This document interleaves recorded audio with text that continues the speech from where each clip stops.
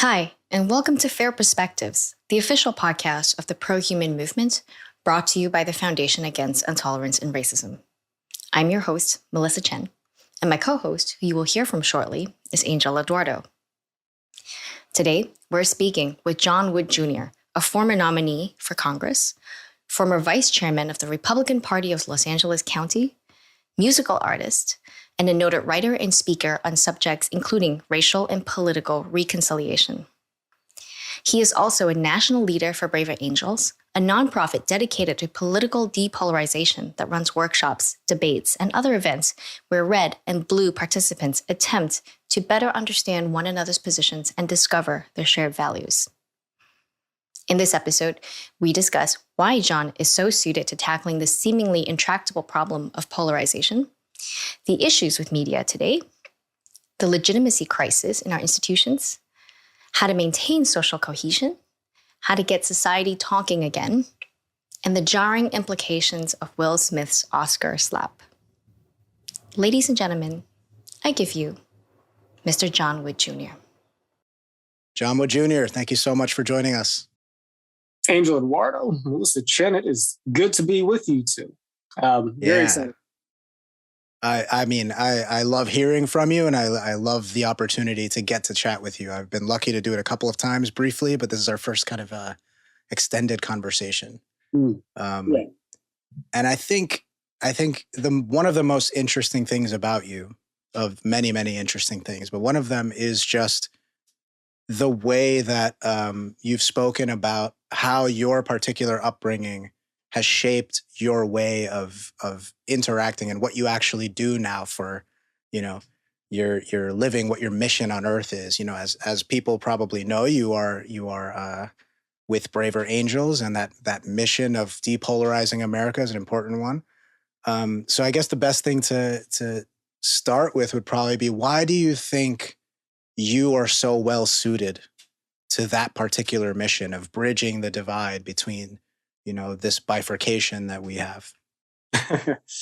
Well, it's certainly not because I necessarily set out to, educate myself in a way that would make me, sort of pre-trained, if you will, for this kind of work. But, many folks will know, but for those who don't, I come from a family background that is, multicultural, biracial in the household that I grew up in, and bipartisan. My mother is a liberal Black Democrat from inner city Los Angeles. My father is a conservative white Republican from Tennessee.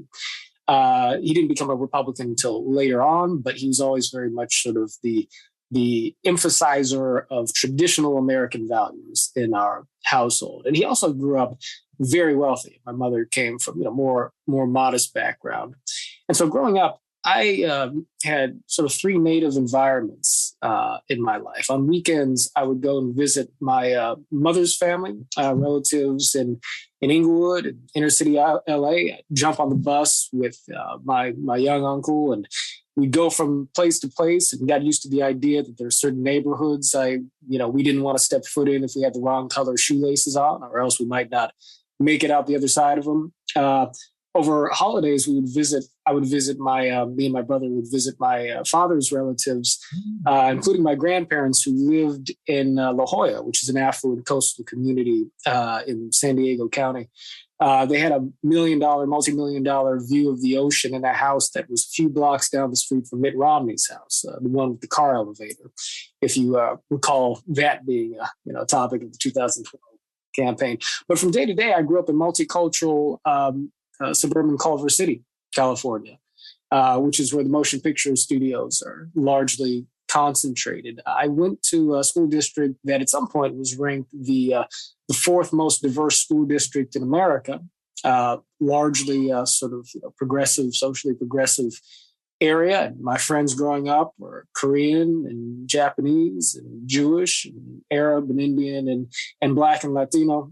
And me as a mixed kid, I just sort of fit right into it. So I didn't travel a lot geographically, but I traveled extensively socioeconomically.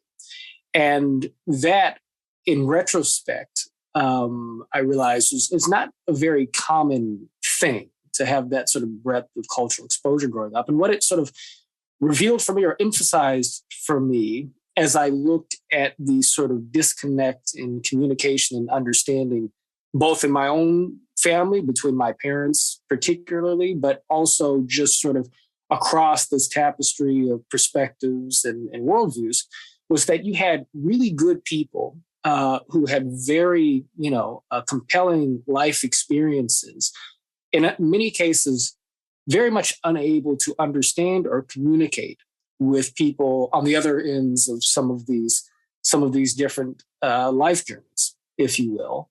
And I always sort of naturally found myself kind of interpreting people for people, right, across some of these different divides, and developed a real passion for doing so, because I always felt that, if I get what you're saying, if I know you, if I love you, if I have a connection with you and so forth. And yet I also feel this way about these folks on the other side of this identity question or what have you, it seems to me to be the case that there should be some potential for each of you coming to understand each other. And maybe I can be helpful in making that happen. So, that was sort of an organic passion of mine early on that eventually became something of a vocation, in politics unto today. So you eventually became the brand ambassador. Is that your role at Braver Angels? National ambassador. National ambassador. A grandiose sort of title, but the function there is I'm something of a roving sort of spokesperson for the organization to a degree for sort of the larger depolarization movement as it's forming. But the reason I use the term ambassador instead of spokesperson is because Braver Angels is a membership organization, and anybody who's involved in it has the right to speak for the organization, for the community, from the vantage point of their own particular sort of reasons for joining us and their own particular understanding of the mission. So I speak for Braver Angels in something of an official capacity, but we don't limit it to just me in terms of who has the right to represent the work that we do and what we stand for. So it sounds like you guys have your work really cut out for you, because Braver Angels is a bipartisan organization devoted to actually depolarize America, right? And I mean, it just seems like, at least since, in the last 4 years, probably before, I think the seeds were planted before that, the depolarization problem almost seems intractable right now. What is your diagnosis? How did America get here? So look, I mean, it's multivariate to be sure. There are a few critical pieces that I think analytically are worth putting on the table. On the one hand, I would point to the fact that, well, certainly we're aware of the fact that the nature of partisan politics shifted coming out of the 1960s in particular. You once had a period of time, and this is fairly, well discussed at this point, where party affiliation was not so deeply tied to identity. The parties were more sort of, if you will, kind of fraternal organizations that were really about broadening consensus across the ideological spectrum. And so you had liberal Republicans, you had conservative Democrats. These were oftentimes people who, in higher elected offices had served together in World War II. There's cultural commonality. But ultimately, owing to many of the cultural shifts of the 1960s, you had a situation emerge in which the parties became ideologically sort of homogeneous, or increasingly so. So we're now, your most liberal Republican is more conservative than your most conservative Democrat if you're looking at the House of Representatives or the United States Senate. And that sort of set the stage for a tribalizing of party politics that has prevented the parties from being able to do business, and that has kind of, merged with other phenomena in American life to sort of tribalize the American people. But some of that broader sort of social sort of balkanization owes to, I think, a largely organic phenomenon of just sort of an increasing diversification of the American body politic, and that in a few different ways. And so you had an increase in immigration in the 1960s, of course. Latino community comes in a very powerful way to sort of shift the demographic landscape. You have the social changes that followed the civil rights movement, of course, women's rights movement, gay rights movement, and so forth, the LGBT community. But in the midst of a demographic sort of diversifying of American society, you also have a diversification of the voices that kind of rise up in American institutions, right? And so part of what happens is, to take the African-American context, which is, one I'm sort of most closely familiar with, as you have Black people sort of rising up in corporations, in the academy, the university, in the political parties, particularly the Democratic Party, you have narratives of American history, of American identity, that sort of wind up over time increasingly sort of colliding with long-standing sort of narratives and understanding of sort of what the country, is, what defines us historically and so forth. And we really see that crystallized now, in 2020 and so forth. You have the 1619 projects and all these things. But this broader sort of phenomenon had been building for a while. And so it's just to say, and that's not to render a judgment on it good or bad for the purposes of analysis. It is, however, to say that there is a project of sort of cultural understanding, which, needed to be sort of engaged in a thoughtful way. But that was made, I think, largely impossible by the diversification of the media environment, the 24-hour news cycle, the advent of talk radio, and then eventually social media, right? To where suddenly you have media incentives, both in the traditional media space and in the new media space, that are aimed not at creating large consensus narratives to bring people together, but rather aimed at achieving market share to increase your ownership of a conservative viewership or a progressive viewership by driving home a polarizing narrative that not all Americans can buy into, that doesn't seek to bridge divides between all Americans. In the way that might have been the case in the days of Walter Cronkite and others. And then on the social media level, we do that just as individuals and influencers to kick up our own Twitter followings and our own Instagram likes. And so these things kind of collide as a perfect storm. The party structure, the fact that American society already was becoming more culturally diverse in ways that require us to get to know each other better once again, and then technology on top of that, it means we've got a real problem. Yeah. I wonder if you're familiar with this book that I'm constantly recommending it to people and talking about it. I'm actually amazed that this is probably the first time I'm mentioning it on this podcast.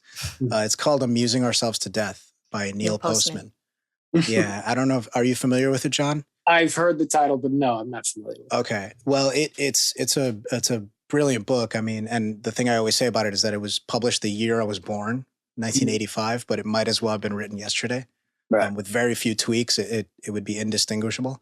But it speaks to one of the things that you just mentioned, actually, about the way that our discourse shifted when we went from primarily print media to visual media. When everyone had a television, and when we decided to shift everything onto television, even our news and even our informational sort of media streams, we inadvertently kind of switched the paradigm to where the primary thing wasn't the information, the primary thing wasn't the discourse. It was now about entertainment because of just the function of the medium itself, right? Everything on television. Medium is the message, right? Yeah. Yeah, in a sense, but but in a sense, basically, it's just that everything on TV needs to be entertaining first. It can be informational, right? Sesame Street is great. Sesame Street, you can learn things from. I learn things from. But that's always going to be secondary to, it's got to be really bright with beautiful colors. The editing has to be in such a way to grab your attention and to keep it, because entertainment is the main thing. And there was a transitionary period where, what they called the news shows on any given channel, the lost leaders, like those are the things that don't make us any money. We don't get any advertising dollars, but it's a kind of public good that we need to just get in there and make happen. But then we get the 24-hour news cycle, and then we get, certain people saying, well, there's no reason why we can't make the news entertaining. And suddenly, we've gotten to the point where it used to be, I think this is in the book, where, Abraham Lincoln, without even necessarily running for office, is going around debating people. And the debates, each side would take, someone would take 3 hours to make their case. And Lincoln would say, I have a lot to respond to. Why don't we break for dinner? Everyone go home, have dinner, and come back. Right. And then I'll give my response. And people actually did that. Mm-hmm. They went home, they ate, and they came back for another 4 hours of conversation. But now we have, Mr. Sanders, what is your foreign policy plan? You have 60 seconds. Mm-hmm. You know what I mean?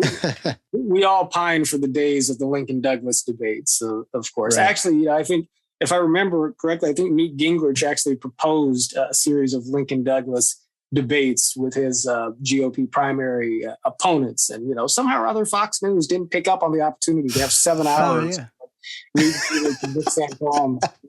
Going back and forth on the issues. Right.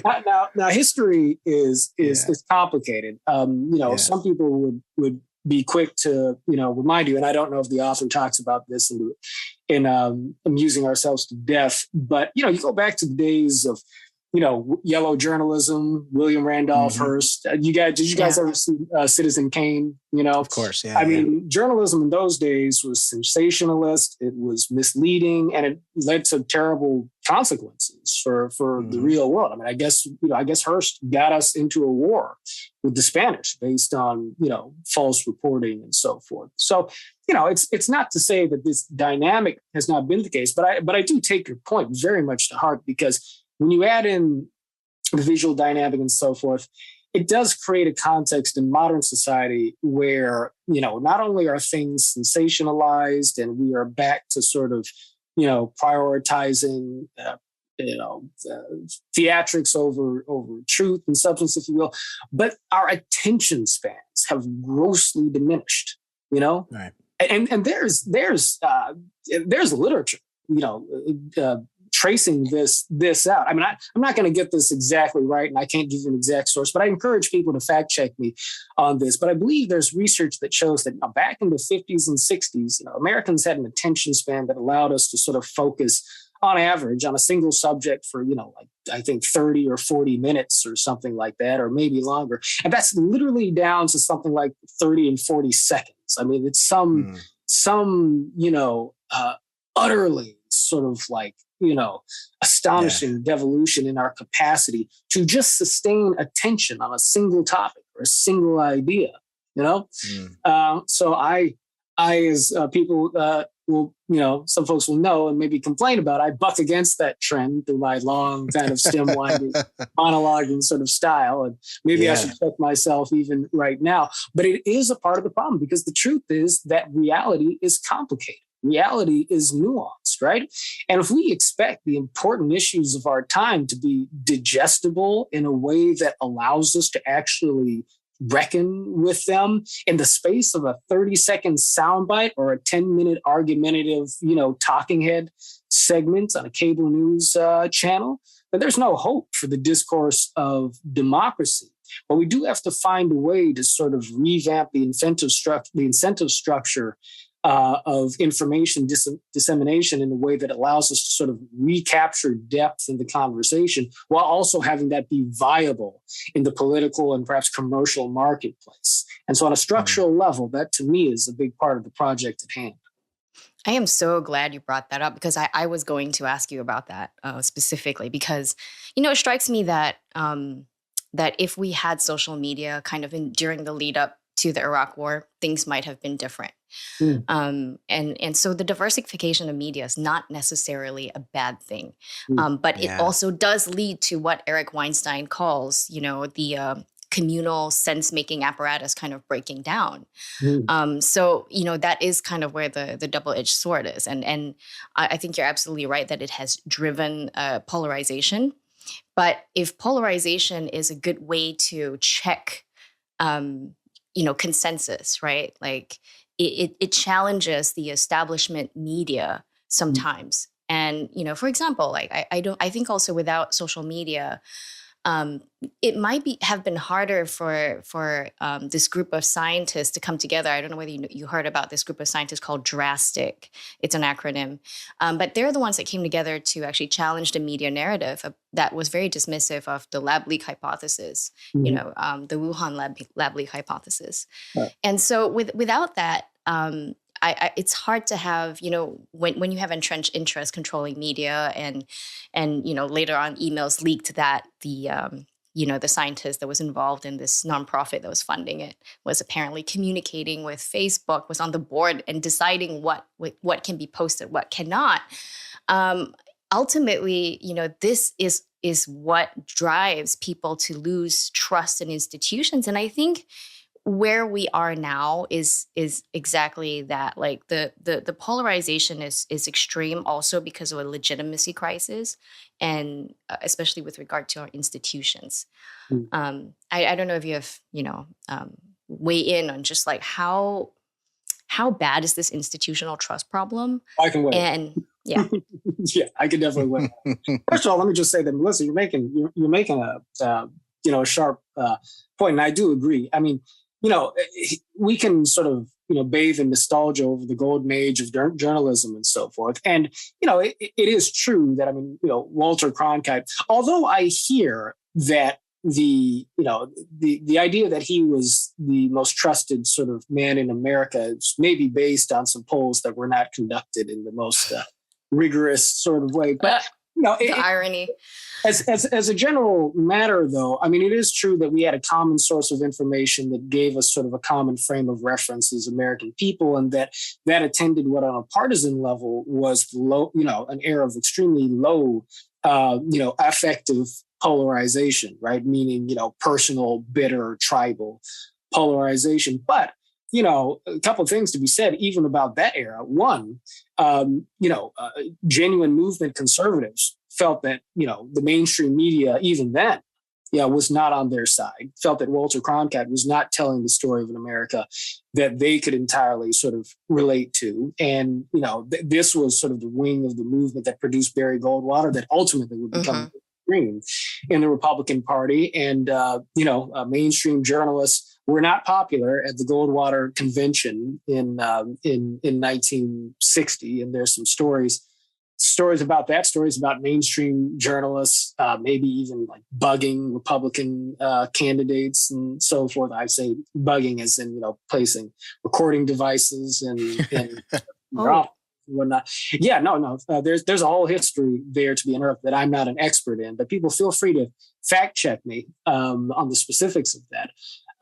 The other thing that is very much worth mentioning is that the low levels of polarization in that era between the parties, and I think it would probably be fair to think that this, at least up until a certain point, would have been sort of reinforced by the media architecture, was purchased at the cost of each party largely being disinterested in including African Americans in the larger political conversation. Right.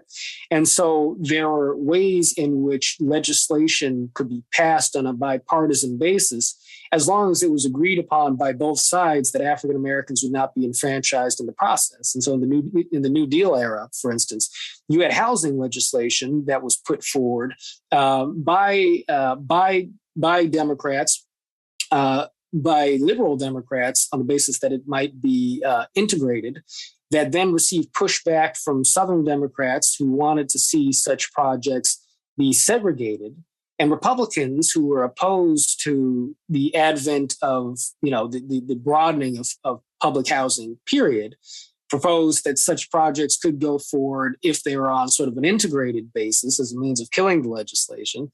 And so the compromise that ultimately comes out is the Democratic Party sort of circling up and saying, okay, in order to keep our folks together, we will pass this legislation to see to it that this housing gets built, but that it will be of no direct benefit to African Americans, at least in terms of sort of integrating it together. There are a number of different examples like this in legislative history where either the parties keep together within the party or the parties work together across party lines in ways that are activated only on the basis of excluding the interests of people of color, right? And so you can say that polarization, that lack of polarization is purchased at a cost because, to your point, when you have a single institutional sort of center of authority, it does have a tendency to push out dissenting voices. It does have a tendency to keep, people who might have an insight or an interest in focusing on some aspect of truth that's inconvenient to the parties in power, party small p, that is, they get pushed out. And so social media, and I think that your examples are good ones, the lab leak hypothesis, et cetera. Social media provides people a way into the conversation where the traditional gatekeepers may not have allowed it before, right? But, you got two problems. One, perhaps the folks who are running the social media company are now themselves sort of grafting into sort of the larger established leadership class in ways that reintroduce the gatekeeper problem, perhaps.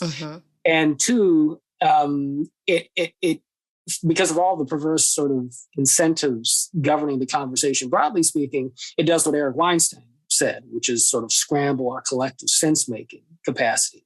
And so there's no silver bullet. Everything is a matter of acknowledging trade-offs so that we can find balance, right? That's really what it is. And when we, mature enough to be able to accept the fact that there are no perfect solutions, but by working through the trade-offs, we can find progress that, allows us to achieve greater balance and build from there. Then we can start, moving it forward. But until that's the case, as long as the balkanization of our political culture leads every institution to seemingly be a vehicle for an ideological agenda, as each one tries to maintain its sort of gatekeeper status in its own universe, then the American people, broadly speaking, will have no reason to trust Congress, media, the universities, the churches, even, and the other major institutions of society, because they increasingly seem like they're not trying to represent the general interests of society, but rather the particular political and social interests of one group or another. Yeah, it's reminding me, I don't know if this is a fair analogy, but it's reminding me of, a dictator's approval ratings, right? Like, well, it's easy to get really good and super high approval ratings when everyone is terrified or unable to speak otherwise. Yeah. But maybe a fairer analogy is to that of, growing through adolescence into adulthood, right? It's when your parents are in charge and they make the rules and you must follow them, and there's very little you can do about it, there's a much easier way to maintain order in a household, right? But as you start growing older and as you start kind of asserting your independence and asserting your ability to make your own decisions and separating from, the authority of your parents, something comes along for the ride there, which is responsibility. Now you must grapple with the responsibility of you having more autonomy and you having more authority over yourself, because, the dynamic has shifted. You have now, because you have more autonomy and more authority over yourself, you now have a greater effect on the dynamics within the house. Right. And so you have to now be mindful of, what am I doing and how is it changing the dynamic here? I think we're in an analogous state in our country because of the way that we've grown and the way that our discourse has changed. Walter Cronkite giving us whatever the narrative is, however compromised, however exclusive it is to particular voices and groups. It was easier to maintain an idea of, everything is fine, we're all in this together, everybody understands the same reality, which I think, the evolution towards people being able to speak out and people being able to say, that's not my reality at all, here's a completely different one. Now we need to put them together and see what happens. I think that's a good thing. But the responsibility then becomes, well, now it's very easy for us to fall into silos and actually hear each other out even less. And the cohesion suddenly becomes a responsibility of ours to maintain. Do you think that's a fair analogy, would you say? Yeah, well, keeping it on brand with the fairness, I would. I didn't even think of that, actually. Oh well, no, no, but I do think it's fair. To your point, I heard that Vladimir Putin is polling very well in Russia right now. While his country starves, while he loses, the war and so forth. I think that your last point is the thing to really sort of seize upon, which is that it becomes up to us then to sort of maintain the kind of social, the cohesion, right, of the social fabric. It's part of the innate tension within liberal democracy, small L liberal democracy, a society of liberty, right, where ideally we have social mobility, people can speak freely, that the hierarchical structures of society will come under pressure. They will shift and flex, and things will inevitably be changed and reformed as new groups find their voice, as different interests sort of mature and leverage and bring different arguments to the table that move things in different directions.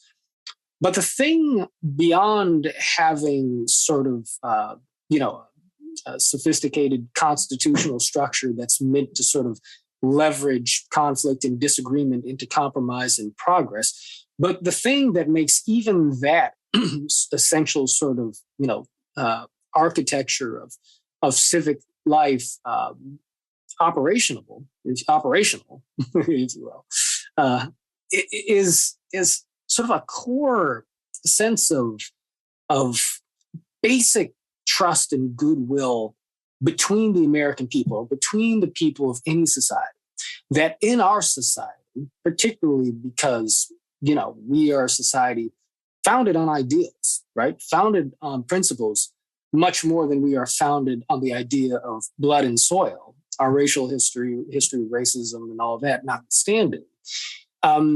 It means that, we're not going to be able to maintain a larger national unity by appealing to the fact that we're all, Frenchmen, have a common ancestry, or appealing to the fact that we're all Jewish, or that we're all, this, that, or the other, because we're not.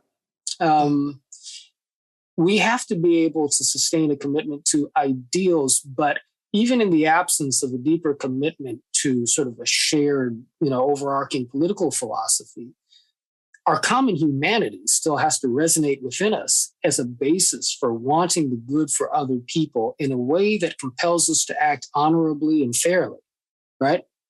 In a way that compels us to, on a basic sort of level, uplift the idea that it is desirable for us to love our neighbors as we love ourselves. Now, everybody's not going to fall in love with the golden rule. And even though you've got 2 billion Christians around the world, that, that biblical principle is not necessarily one that's taken very seriously in a day-by-day how I live my life sort of sense, even necessarily by most of them. But you don't need everybody to sort of buy into that. You need a core of society, left, right, black, white, religious, secular, et cetera, to ultimately, and certainly within the institutional centers of our society, sort of embrace the idea that ultimately, there's some commonality to our greater interests on the basis of the fact that we are human beings. And part of what that reality is the fact that true human flourishing is a product of our being in relationships of trust that can only be sort of activated if somebody is willing to go first in saying that I believe you have value on the basis of the fact that you're a human being and that you are not fundamentally dissimilar from me. And you can provide a religious sort of, argument for that. You're made in the image of God, et cetera, et cetera. But it was that spiritual instinct that Martin Luther King Jr. tapped into, that sort of moral conviction that ultimately part of human nature is that we have a conscience that can be spoken to. And that if we can signal to our enemies the fact that even as we have deep disagreements with them and are willing to do combat and on a political stage and on a social level, that ultimately we mean them well, that the changes we seek are meant for the good of all humanity, even if we have a particular sort of urgency in achieving, in this case, equal rights before the law, for African Americans, for people who are marginalized directly in that context. But the larger outcome we're seeking is one in which Black and white, Southern and urban, liberal and conservative can live together in a community of equals where we can genuinely be friends, right? So long as we have an understanding that it is a part of human nature to be that way, that we have these better angels of our nature to be spoken to, we can have confidence in the idea that there's progress to be made by appealing to that. But if we lose sight of that and come to the conclusion that on the basis of your being a liberal Democrat or my being a conservative Republican or what have you, that you're just a communist or I'm just a fascist and your human value is reduced to nil because of that, then there's no reason to invest in institutions anymore, because they could only ever be bludgeons to socially and politically punish the other side. And so on that level, I do consider polarization to be a spiritual issue, even if it's not necessarily a religious one, so to speak. What I'm hearing from both of you, though, is that we're going to have to just trust people to be good. And I'm like, that doesn't sound like a good plan, at all. And also that means that in terms of engagement, it has to be one-on-one, because it sounds like a cultural issue to fix then.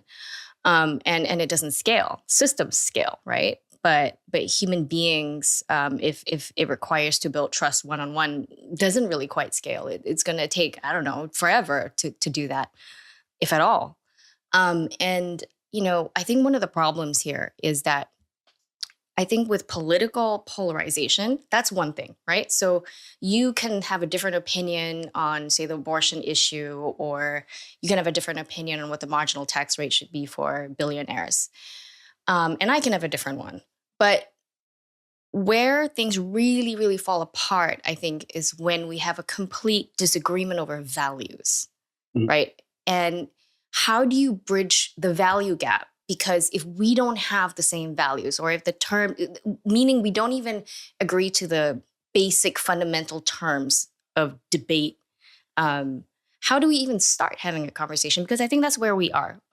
Since the election of Donald Trump, increasingly you have seen this divergence where instead of the other side being wrong, the other side's actually evil, like completely evil and not worth engaging with. And I wonder how we're going to reverse that trend, especially with the methods available to us. Right. Well, I do want to correct the impression that I may be giving you, that we need to rely on people to be good. Speaking to their conscience is not relying on people to be good. You speak to their conscience because you need to, because otherwise they're going to keep being bad, right? And see, Martin Luther King Jr. is my role model. And the nonviolent philosophy that he represented, that he believed in, that he taught, is what I seek to ultimately leaven the work of depolarization with. And the success of that movement in genuinely changing the hearts of Americans, right, is something that I think, and it did, which isn't to say that it solved all problems. But I think it's a genuine testament to the power of his approach. Martin Luther King Jr. was not relying on George Wallace to be a good person. But by the end of George Wallace's life, he had changed his mind. He had changed his heart on the idea that Black people were inferior to white people and not entitled to equal dignity and equal treatment before the law. And Shirley Chisholm herself, if I recall correctly, and I think you can find an article by Christina Hoff Sommers detailing this in wonderful detail, wound up establishing a friendship with him, or at least a relationship with Wallace, towards the end of his life that was only made possible by this change of heart. Jerry Falwell is another who would have been adamantly on the side of segregationists in Jim Crow segregation in the 1960s, who changed his point of view as time went on, and whether, that was posturing on his part or not, I would like to think it was sincere, but it was genuinely sincere. For many people in the rural South who had very different social points of view, but over time came to change. And what King did was he spoke a message which said that those who are in the throes of racist hatred are not irredeemable. I love them because love is what animates those of us who believe in the human capacity for redemption that is implied by the idea that we are made in the image of God. And yet, Dr. King also made the point that these were people who were caught in the sickness of sin, if you will, in the sickness of racism in a way that was damaging society and damaging themselves. It was not something to be retreated from. It was something to be stood up to, but with the moral force of speaking truth to power rather than personally condemning your opponents, right? There's a difference between those two. Yeah.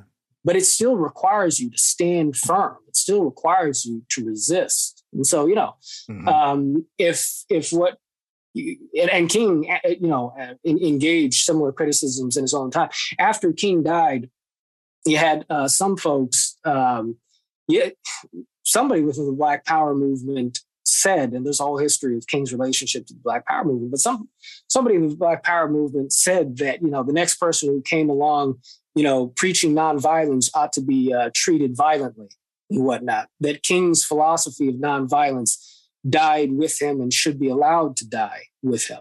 And yet in the aftermath of his death, things really did change, and they changed during his life. But to your question about how it scales, it's a question that we get all the time.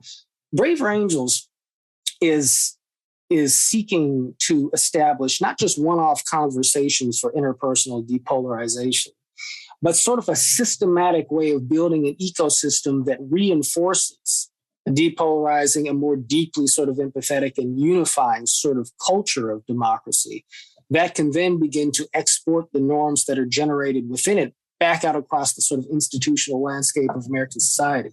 And whether it's Braver Angels or FAIR or any number of other organizations, to me, that's the thing that has to be accomplished. So the container we're creating is one in which we tell a story that is meant to be unifying for Americans, not giving short shrift to our differences, but making the case that we still have a common investment in a shared project of democracy. People come into our community, they participate in the workshops, they organize together, they get to know people on the other side, they learn ways of communicating that stand in stark contrast to what we get at, hate to say it, but many universities, many DEI programs, certainly watching cable news, left or right?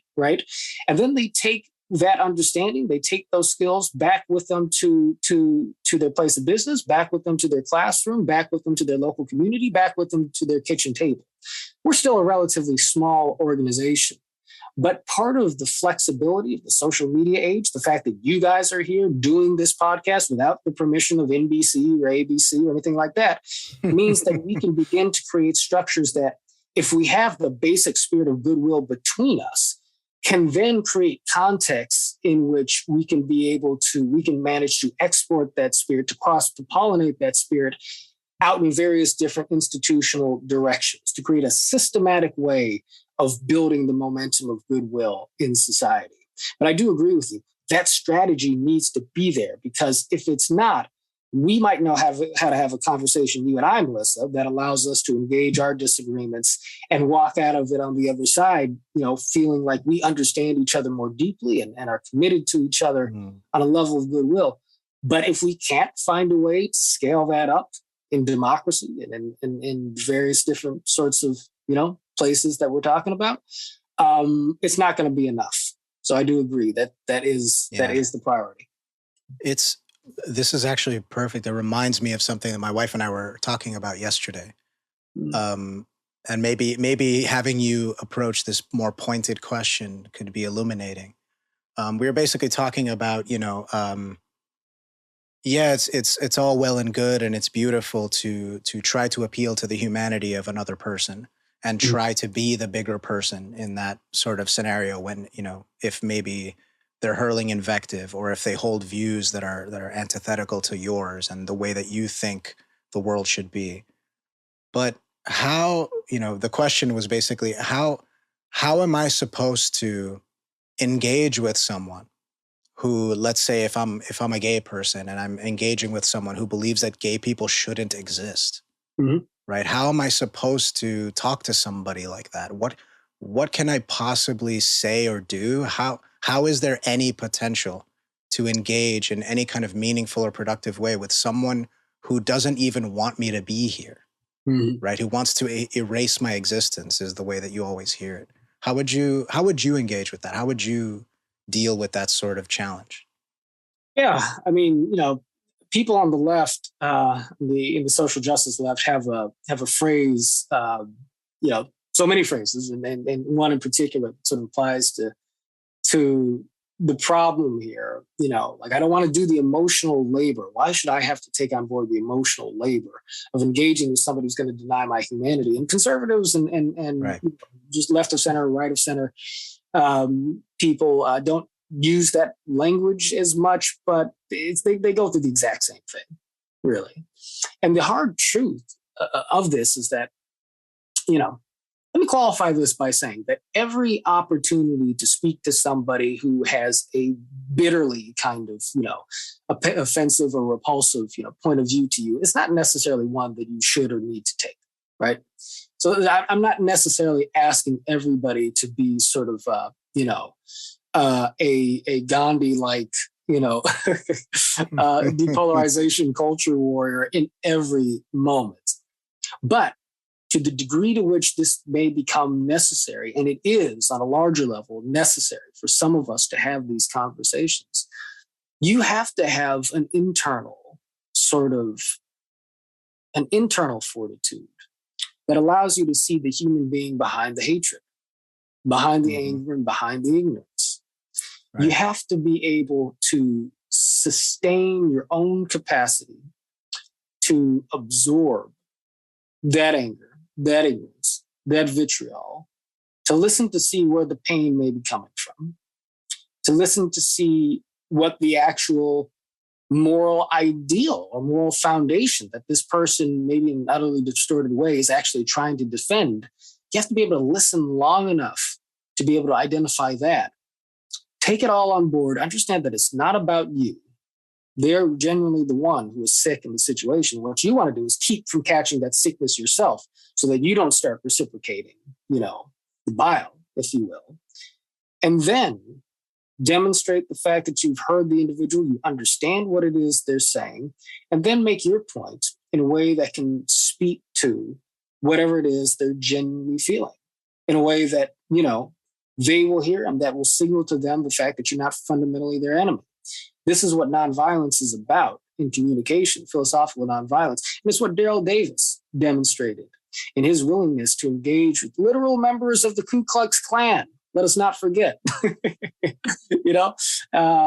spending countless hours getting to know them one by one, people who very literally were, if not denying his humanity outright, denying the idea that his humanity implied an equality, with them as supposedly, superior human beings.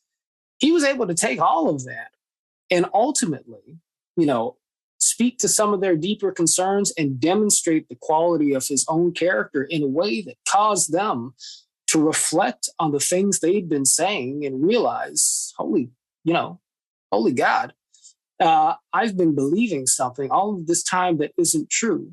But, you think of Daryl Davis that got into those conversations, laying out, all of the facts of, not to be dismissive of anybody else, but if he had just gone in and said, like, first of all, let me tell you about 1619, and then let me tell you about redlining, then let me tell you about science, right? Now let me show you, that you're an idiot here.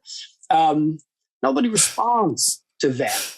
And it's not to say that there's not a real important place for debate and, sort of like, having that conversation out, having that competitive conflict out over who's right and wrong on a given issue. I think that that's particularly relevant in political context where decisions need to be made in real time, right? We've got to debate a bill.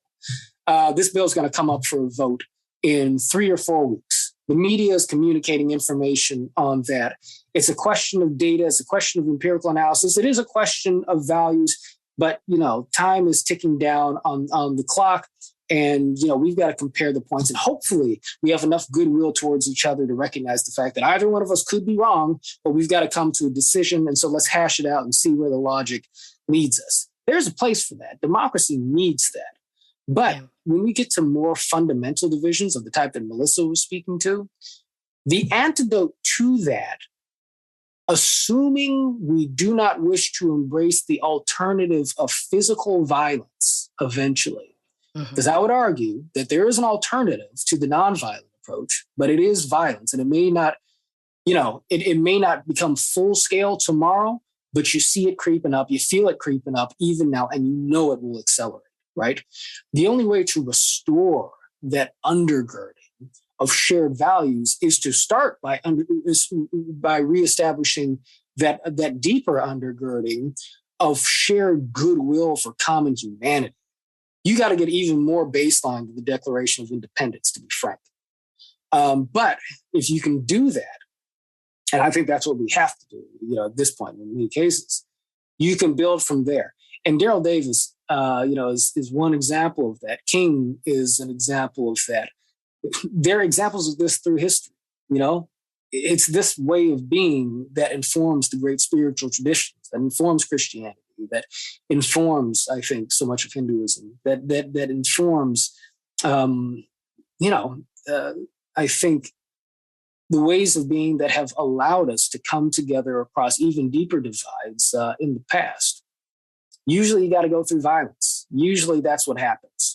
It's nonviolent movements don't usually emerge, but people do usually reflect on the consequence and cost of violence in ways that kind of motivate us to be more nonviolent and to go deeper with each other going forward. Part of the problem of today's age is that, in part through technology, through our amusing ourselves to death, through material wealth, more and more of us, as we get further away from the world wars, from even the civil rights movement, more and more of us are less and less acquainted with the pain of violence, with destruction, with what it is to have an economy completely collapse, right? We're many of us are so comfortable, that we don't take seriously the idea that, our casual sort of, contempt for each other could lead to societal circumstances that, most of us millennials and Gen Z folks ain't ready for. And we haven't read enough history to really understand the difference between play fascists and real fascists, right? When it comes down to, where the rubber hits the road. But we'll turn each other into fascists eventually if we keep going in this way. And so, this is why we've got to see this in terms of violence and nonviolence. And I say nonviolence with a capital N, because I'm not just talking about abstaining from physical conflict. I'm talking about the affirmative embrace of the spiritual power of love as a vehicle for social change. Wow. Yeah. I think it's interesting because the dynamic we're putting down here is sort of, it's not like, as you said, it's not that we're relying on people to be good. It's that we're recognizing that there is good in everyone and that we can tease it out if we do it right. There's a potential there that we can try to seize. But on the other side, it's almost like the alternative is relying on people to be bad and then just sort of acting on that assumption and where that gets us versus where what we're talking about gets us. Does that sound right to you? Yeah.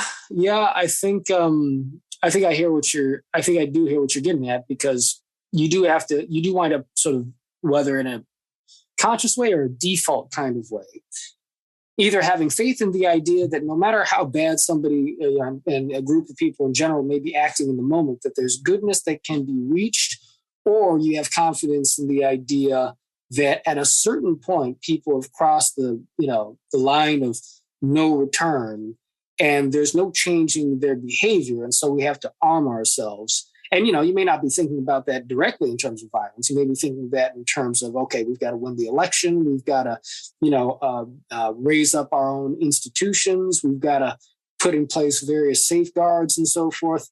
to be able to protect our own ground.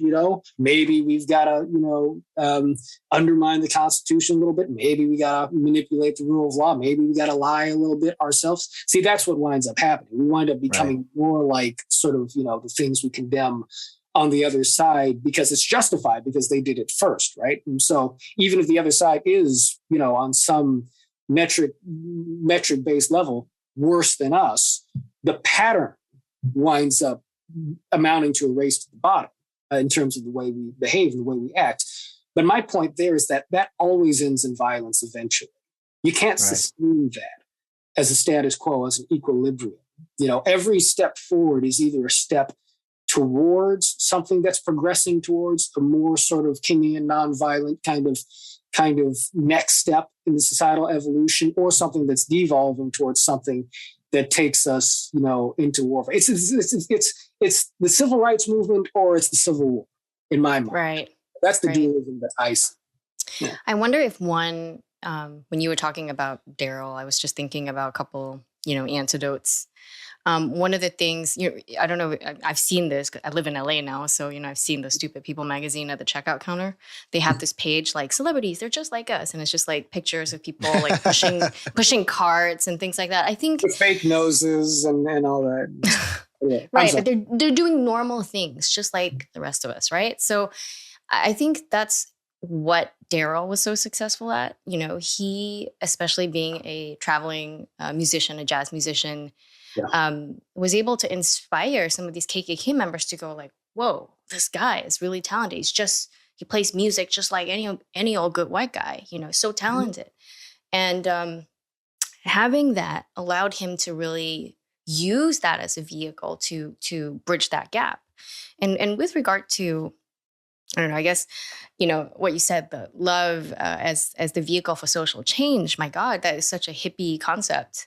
But, I think there is, like when, just personal antidote, when I was trying to convince my mom at the time when my sister came out, she came out to her out of the closet. She was very religious and she's Christian. She opposed the whole thing. And of course, it caused a big rift, right? But at the end of the day, this instead of denouncing her as some sort of homophobe and everything, which is par for the course today, understand that from her perspective, her opposition to it was actually motivated by love. She just didn't want to see her daughter go to hell. And if you understand that, and you understand that sometimes people come to the wrong decisions, because of love, ironically. And we see that a lot today, that maybe there's an inroad. Of course, we're nicer to our family than we are to some random stranger on Twitter, right? And we don't understand the full context of how this person came to be and how they came to see the world. But I do think that these two, there is some mechanism in these two examples I gave that can kind of help bridge gaps between people, two people who seem like they have a chasm, like an unassailable chasm between them. And I don't know if you have any other ideas or recommendations for, because at Fair, like that's something that we're trying to do too. We're trying to promote this culture of common understanding. And right now, especially if you think of all the debates going on in the country, it seems like the pendulum is swinging like the other way, right? There is a backlash to a lot of the kind of inflammatory race narrative that's been in the media. And now you see the Republicans trying to pass these bills and everything. And so we're in this period where we're kind of seeing, pendulums swing. And those of us are like, whoa, a little horrified by what's going on. But, where do you see this going? Does it resolve in some synthesis? Yeah, I think that it becomes a question of what we do, honestly. You and me and Angel, Fair, Brave Angels, and everybody listening, right? I mean, I think that this really is a unique time in human history. The basic dynamics of human nature are sort of unchanged. But again, you combine it with the technology issue, you combine it with the sort of structural changes in politics or demographic changes and many other things, sort of the receding, I think, of maybe deeper spiritual commitments, the kind of, I don't know, it's one thing after another. But I think that part of my larger critique of modern society and kind of liberal society is that long before information technology, we became so impressed by our own intelligence that we thought that moral and social progress was largely a function of getting the right answers through proper calculation, and that if you've got the right argument, that should be enough to persuade other people of it or to justify powerful people centralizing power and influence, within their own hands without having to listen to other folks, right?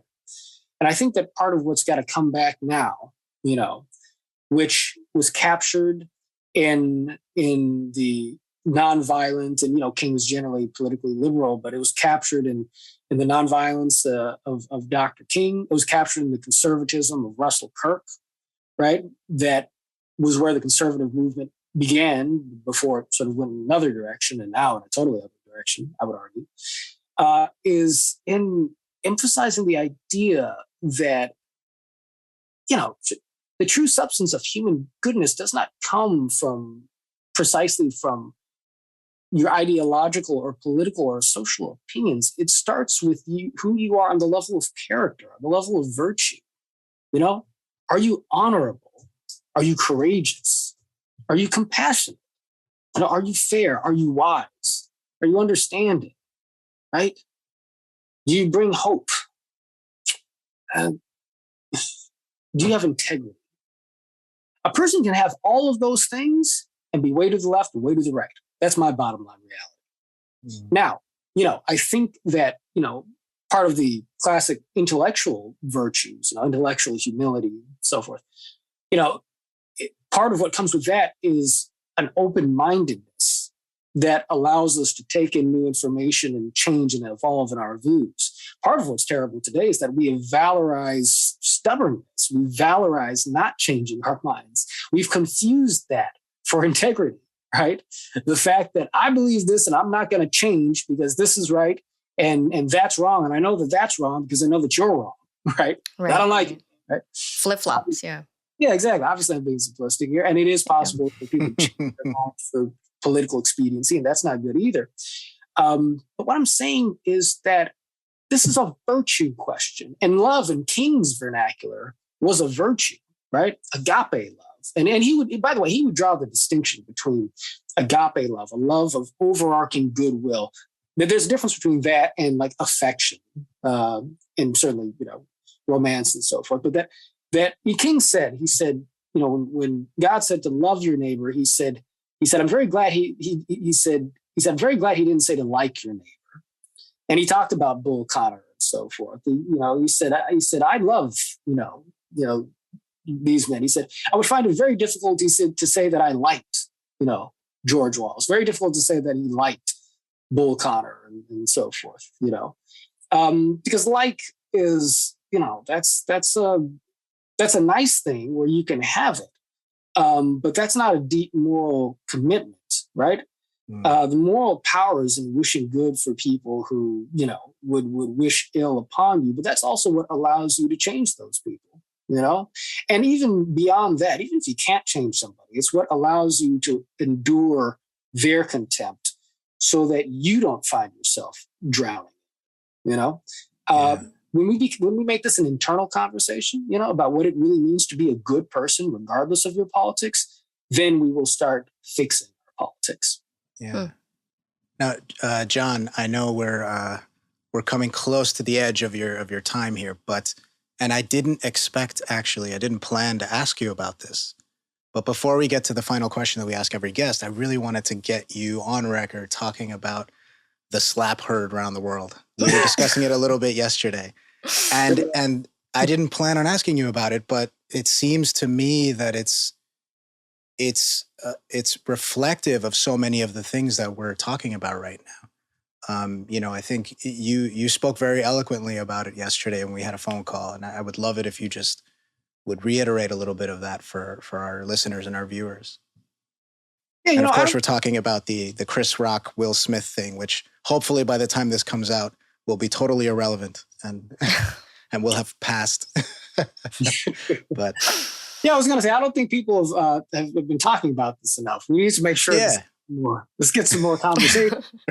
But no, I did consider it to be a remarkable moment. I think a lot of things, collided. I mean, on the one hand, I think that there's a way in which there's a larger sort of, kind of honor culture that is in vogue in various parts of American popular culture, and certainly in many respects has been in vogue in hip hop and a certain version of kind of Black culture. And then I felt like, that kind of wound up colliding with sort of a sensitivity over humor, over comedy that is, censorious, right? And it sort of produced this moment where suddenly the sort of, masculine thing to do was to physically shut down somebody who was saying something that was making, Will and Jada uncomfortable, in a way that stood in stark contrast to the larger sort of values of tolerance and love, and compassion that are meant to be sort of hallmarks of, in this case, the sort of self-understood definition of the cultural left. It was something that happened in a moment that undressed that for the whole world in real time, and was then reinforced by the actual applause, standing ovation, for what many people took as kind of real-time doublespeak in terms of, the commitment that Will Smith gave in his speech to being a vessel of love, in contrast to the thing he had just done. And if he had apologized to Chris Rock in real time, he could have sustained that because he could have acknowledged the contradiction and it would have made the apology meaningful. But by essentially apologizing in a way that held him up to a certain moral standard that he clearly just violated without actually repenting to the person that he had just done harm to, I think it left the whole world just kind of looking at that, or so much of the world looking at that, and saying to themselves, okay, this is the truth in terms of the moral decay that's happened. Like you can't deny it. I think even for people who were, in the room, I think there is the type of thing where I imagine you could feel it, but you couldn't stop it, right? Now, I do want to say that, what I'm saying here is a little bit of a simplification, to be sure, because I actually really like Will Smith. I think Will Smith is a good guy. I think that I think he had a mental breakdown because I think the guy lives a high level and very kind of, in many respects, you just say he lives a weird life, and I'm not casting judgment, but I'm just saying that, when you're in a position like that, things get under your skin, into your head, and it all just came out. I think that many people were applauding him because they love him. He's their friend. They, spend all the time celebrating him. But it was a moment that still revealed deep moral hypocrisy, wedded to power and privilege, that I think may ultimately prove to be a good thing, because it may cause us to reckon with ourselves a little bit, right? In terms of what our moral priorities, what our priorities actually are as a people. What do we really stand for, as opposed to what we say we represent? And so, to the degree to which it might set the stage for some deeper reflection, for some come to Jesus moments, so to speak, I think it might actually prove to be a good thing. And and I hope it ultimately winds up being a good thing for Will as well. I will say that before we move on to the last question, that one thing I was shocked about, among all the bad takes of this incident, is the fact that there are actually slap truthers out there who don't believe that this really happened. Like there are a whole bunch of people who actually think this was staged still. That surprises me. Like who was this good for that they would stage it? Like, okay, the ratings. Yeah. They got like a 10%, but okay, that was worth losing your biggest a career. Embarrassing the entire industry. Right. I don't want to be demeaning to anybody who's suspicious here, because I've heard from a few of those folks too. Yeah. But you just can't believe anything anymore, though. Like that's exactly the point. That's exactly the point. Yeah. All right, John. So Focus at FAIR is providing a pro-human perspective to, the major issues that we're dealing with in society. What does pro-human mean to you, and how can everyday people embody that?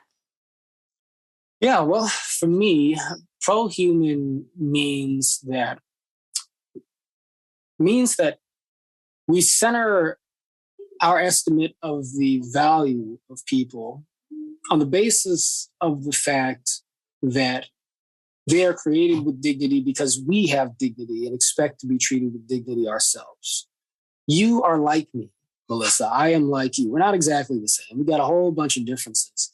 But on a fundamental level, we come into this world breathing the same air, drinking the same water, and having the same deeper human needs.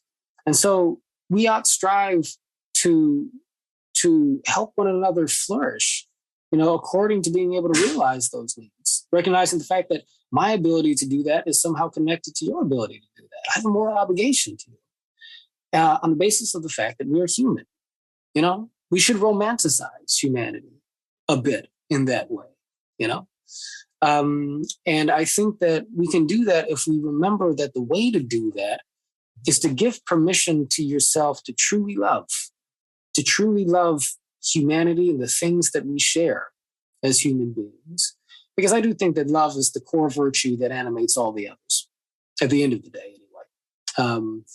And that's the starting point from which we can arrive at a beloved community, as Martin Luther King Jr. would have said. If you ever start a religion, sign me up. I'm all in. I'm all in. Well, Angel, that'll be our next project, buddy. Let's work one up. And I'm already ordained. Angel. Yeah. Oh, that's I'm already ordained. I've got one wedding under my belt. I just got ordained too. I'm marrying my friend Kim Iverson. What? Oh, beautiful. Really? Wow. Well, there you go. Look, Melissa, we're already started. I don't know if you for that to be a secret or not, but I got my ID card and everything. Yeah. I got it in my wallet somewhere. But yeah. All right, I'm joining the cult.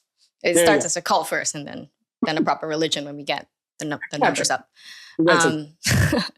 John Wood Jr., thank you so much for joining us at Fair Perspectives. Thank you both. It's a pleasure to be here. Thank you for listening to Fair Perspectives. If you'd like to support the show, you can do it by subscribing on YouTube and on your favorite podcast platform, and leaving us a positive rating and review. You can also access exclusive podcast content, such as Q&As and bonus episodes, by visiting us and signing up at fairperspectives.org. For weekly FAIR news and opinion pieces by members of the FAIR community, visit our Substack at fairforall.substack.com, and tune into FAIR News Weekly wherever you listen to podcasts. If you'd like to join or support the pro-human movement, visit us at fairforall.org/join us. Thanks again, and see you next time.